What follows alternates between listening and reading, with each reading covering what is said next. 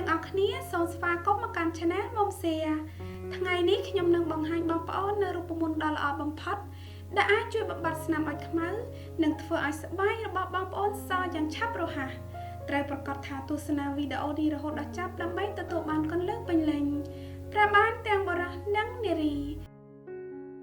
គ្រឿងផ្សំដំបូងដែលយើងនឹងត្រូវការគឺសាប៊ូកក់សក់ចំនួន1ស្លាបព្រាបាយបងប្អូនអាចប្រើសាប៊ូកក់សក់ប្រភេទផ្សេងទៀតដែលបងប្អូនមាន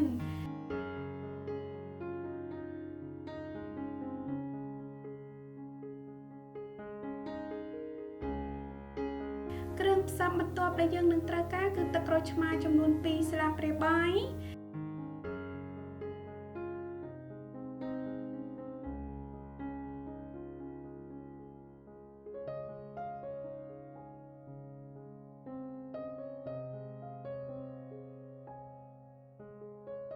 រូបមន្តនេះល្អណាស់សម្រាប់អ្នកដែលចង់បានស្បែកសស្អាតលឿន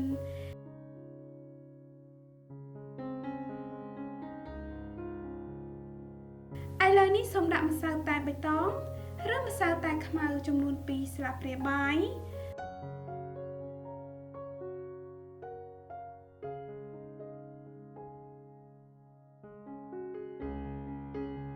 សូមកូរច្របល់គ្រឿងផ្សំទាំងអស់ឲ្យបានសព្វចូលគ្នាល្អបងប្អូនក៏អាចដាក់សាប៊ូឬទឹកក្រូចឆ្មាបន្ថែមទៀតក៏បានប្រសិនបើវាខាប់ពេករូបមន្តធ្វើឲ្យស្បែកសរបស់យើងគឺបានរួចរាល់សូមលាបថ្នាំនៅលើដៃជើងនិងនៅលើផ្នែកណាមួយនៃរាងកាយដែលបងប្អូនចង់ទទួលបានស្បែកសស្អាត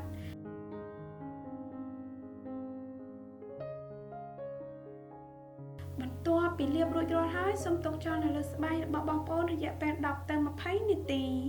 បន្ទាប់មកសូមម៉ាស្សាថ្នមរួចហើយលាងជម្រះចេញជាមួយទឹកធម្មតាកុំភ្លេចលាបលេបផ្ដល់សំណើមផងណាបងប្អូនសម្រាប់លទ្ធផលកាន់តែប្រសើរសូមប្រើរូបមន្តនេះម្ដងក្នុងមួយថ្ងៃយ៉ាងហោចណាស់ឲ្យបាន3ថ្ងៃជាប់គ្នាសម្រាប់លទ្ធផលឆាប់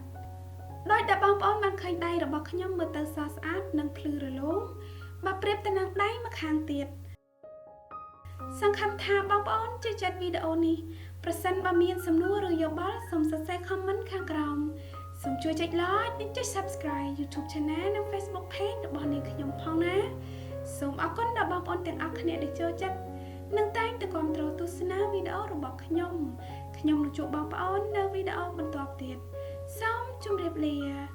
បាយបាយ